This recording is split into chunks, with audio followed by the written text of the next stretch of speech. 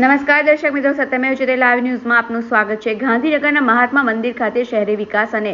શહેરી ગૃહ નિર્માણનો કાર્યક્રમ યોજાયો હતો, જેમાં વડોદરા મહાનગરપાલિકાને વિકાસના કામો કરવા મુખ્યમંત્રી ભૂપેન્દ્ર પટેલના હસ્તે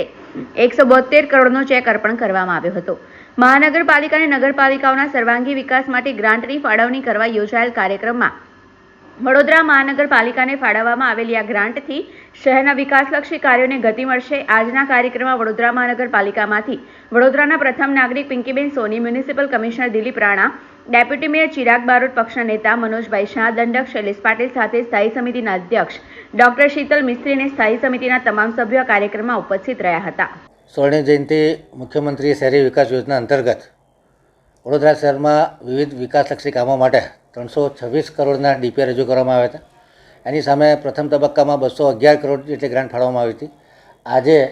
બીજા 114.56 કરોડ અને ઓજી વિસ્તાર માટે 56.70 કરોડ, આમ બંને ભેગા કરતાં કુલ 172 કરોડ રૂપિયાની ગ્રાન્ટ ઓજી અને સ્વર્ણિમ ઇન્ફ્રાસ્ટ્રક્ચર ડેવલપમેન્ટ માટે રાજ્ય સરકાર દ્વારા વડોદરા મહાનગરને આપવામાં આવી હતી। આ ગ્રાન્ટ થકી જે સ્વર્ણિમ ઇન્ફ્રાની ગ્રાન્ટ છે, એના થકી રોડ, રસ્તા, ગટર, પાણીના વડોદરા શહેરમાં આંતરમાળખાકીય સુવિધા ઊભી કરવાના 3 ગણા કામો અમે ઓલરેડી એના ડીપીઆર સરકારમાં રજૂ કરેલા છે। એવી જ રીતે ઓજી વિસ્તારના જે 56 કરોડના કામ છે એ માટેના પણ ડીપીઆર રાજ્ય સરકારમાં જીયુડીએમ ડિપાર્ટમેન્ટમાં રજૂ કરી દેવામાં આવ્યા છે। દરેક કામની ટેન્ડરિંગ પ્રક્રિયા કરી અને વડોદરાના વિકાસમાં આંતરમાળખાકીય સુવિધાઓ, ખાસ કરીને જે ઓજી વિસ્તારમાં 7 ગામોનો સમાવેશ થયેલો છે અને આ ગામોને પણ શહેરી કક્ષાની સુવિધા મળે એ દિશામાં આ ગ્રાન્ટનો ઉપયોગ કરવામાં આવશે। ખાસ કરીને પાણીના નેટવર્ક, ડ્રેનેજના network, overhead tank, booster, underground sump, આ બધી વ્યવસ્થા એસટીપી અને એપીએસ ઊભી કરી અને આ જે 7 ઓજી વિસ્તાર આવેલા છે એમાં આંતરમાળખાકીય સુવિધા ઊભી કરવાના કામનું મુખ્ય લક્ષ્ય છે। આવનારા 1-2 વર્ષમાં વડોદરા શહેરમાં જે આંતરમાળખાકીય સુવિધા ઊભી કરવાની છે એમાં સેચ્યુરેશન આવી જશે, કારણ કે રાજ્ય સરકાર અને કેન્દ્ર સરકારની ડબલ એન્જિન સરકાર જે રીતની નાણાકીય સખાવતો તમામ મહાનગરપાલિકાઓને કરી રહી છે એ પ્રમાણે અર્બન વિસ્તારોમાં આ જે આંતરમાળખાકીય સુવિધા છે એ આવનારા 1-2 વર્ષમાં પૂરી થશે। ત્યારબાદ વડોદરા શહેર એક નવી દિશા પકડવાનો વારો આવશે કે લોકોને સારી હેલ્થ મળી રહે, લોકોને સારું એજ્યુકેશન મળે, હ્યુમાનિટીના જે અલગ અલગ વે છે કે જેમાં આર્ટ છે, આર્ટ એન્ડ કલ્ચર છે, બ્યુટિફિકેશન છે, નવા સ્કલ્પચર ઊભા કરવાના, વડોદરા શહેરનું બ્યુટિફિકેશન થાય અને વડોદરા શહેર વધુ લવેબલ બને, લોકોની હ્યુમન ડેવલપમેન્ટ ઇન્ડેક્સમાં વધારો થાય, લોકોની હેપીનેસ ઇન્ડેક્સમાં વધારો થાય, એ રીતે આવનારા 5 વર્ષમાં કામ કરવામાં આવશે। આજની તારીખે ભારત દુનિયાના 4થા નંબરનું અર્થતંત્ર છે અને જે રીતે ઇન્ફ્રાસ્ટ્રક્ચરમાં ઇન્વેસ્ટમેન્ટ થઈ રહ્યું છે અને જે રીતે રાજ્ય સરકાર, કેન્દ્ર સરકાર અને કોર્પોરેશન વિકાસના પંથે કામ કરી રહ્યા છે, જોતાં એવું લાગે છે કે ભારતને આવનારા 5 વર્ષમાં વિશ્વની 3જા નંબરની અર્થવ્યવસ્થા બનતા કોઈ રોકી ન શકે અને 2047 સુધીમાં કદાચ આપણે પહેલા કે 2જા નંબરની અર્થવ્યવસ્થા બની શકીશું। સૌનો સાથ, સૌનો વિકાસ, સૌનો વિશ્વાસ અને સૌનો પ્રયાસ, જે રીતે ભારતીય જનતા પાર્ટી લોકોમાં આશા આકાંક્ષાઓ જગાડવાનું કામ કરે છે અને આ આશા આકાંક્ષાઓ પરિપૂર્ણ પણ કરે છે, જેથી લોકો પાર્ટીમાં વિશ્વાસ મૂકતા જાય છે। આ જે રીતની વિશેષ સાયકલ બની છે, હવે જ્યારે વિકસિત ભારતનો સંકલ્પ લઈને નરેન્દ્ર મોદી ચાલી રહ્યા છે ત્યારે લોકોનો પ્રયાસ પણ ખૂબ જરૂરી છે। લોકો પોતાનું કર્તવ્ય અને ફરજ સારી રીતે નિભાવે તો 100% ભારતની અર્થવ્યવસ્થાને દુનિયાની નંબર 1 કે 2 અર્થવ્યવસ્થા બનાવતા કોઈ રોકી ન શકે। આવનારા સમયમાં સ્વચ્છતા,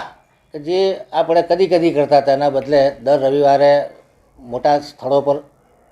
સ્વચ્છતા કરવામાં આવે અને રોજ સ્વચ્છતા અભિયાન ચલાવવામાં આવે, જેથી કરીને વડોદરા શહેર સ્વચ્છ, સુંદર બને, વધુ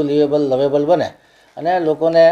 હેલ્ધી અને હેપી લાઈફસ્ટાઈલ મળે એ દિશામાં વડોદરા કોર્પોરેશન કામ કરવા જઈ રહ્યું છે। આ લાલકોટ અને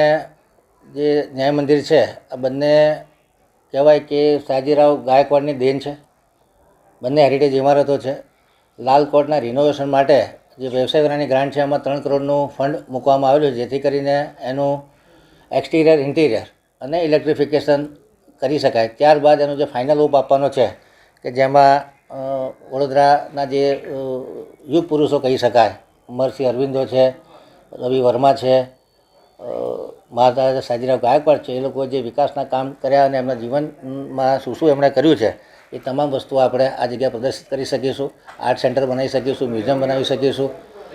એ પ્રકારનું આયોજન આવનારા સમયમાં કરીશું. એના માટેનો DPR બનાવી અને રાજ્ય સરકાર સમક્ષ પણ રજૂ કરવામાં આવશે, જેથી કરીને રાજ્ય સરકાર તરફથી પણ ગ્રાન્ટ મળી શકે. એવી જ રીતે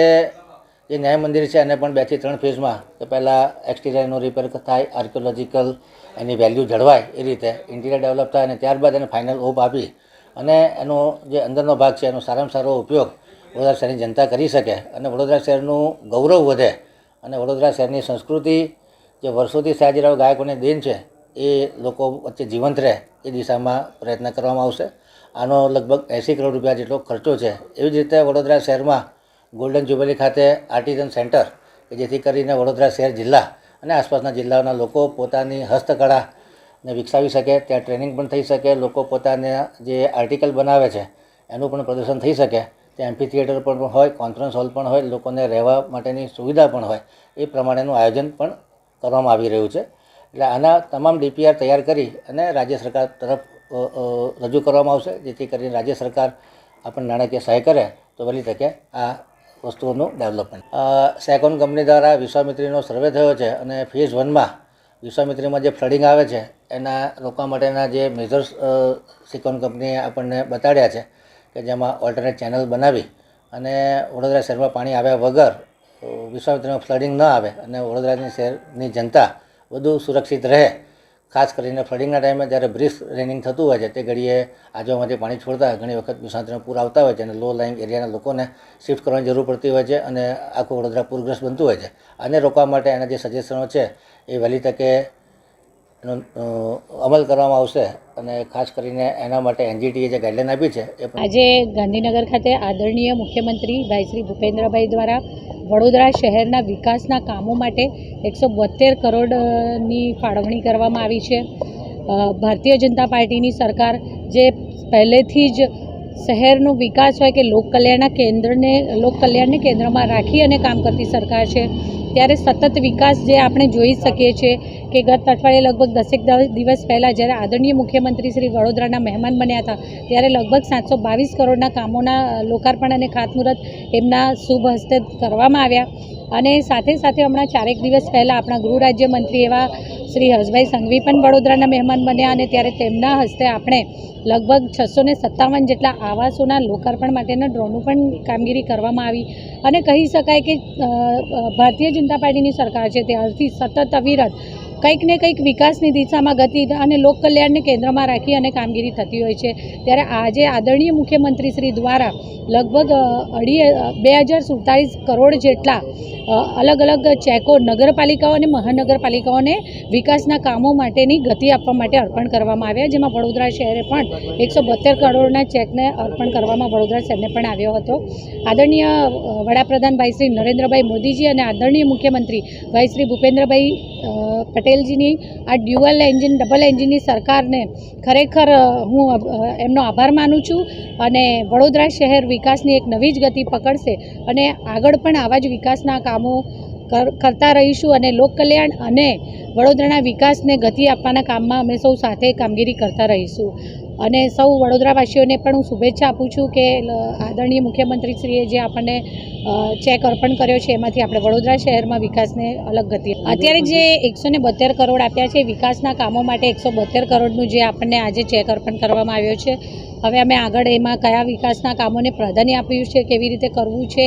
એ બધું આજે તો માત્ર ને માત્ર ખાલી ચેક અર્પણનો કાર્યક્રમ હતો, જેમાં અમે આપણી મહાનગરપાલિકા એટલે કે વડોદરા શહેર માત્ર શહેર નથી પણ આખા ગુજરાત રાજ્યમાં આવતી બધી જ મહાનગરપાલિકાઓ અને નગરપાલિકાઓ અને બધાના જ આજે ચેક અર્પણનો કાર્યક્રમ હતો. અને આપણા વડોદરા શહેર માટે ખરેખર ખુશીની વાત છે કે 172 કરોડની આપણને જે રાશિ આદરણીય મુખ્યમંત્રી શ્રી તરફથી મળેલ છે, તો આપણે વડોદરાના વિકાસને ચોક્કસ એક ગતિ આપી શકીશું.